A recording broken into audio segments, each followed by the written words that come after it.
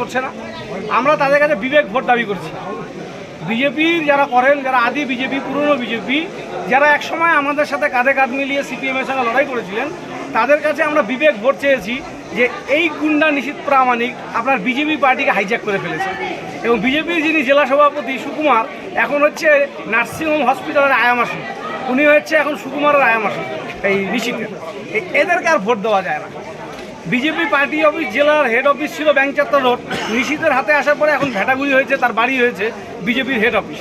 এটা সব বিজেপি কর্মীরা এটা মেনে নিতে পারছে না, তাদের কাছে বিবেক ভোট চাইছি।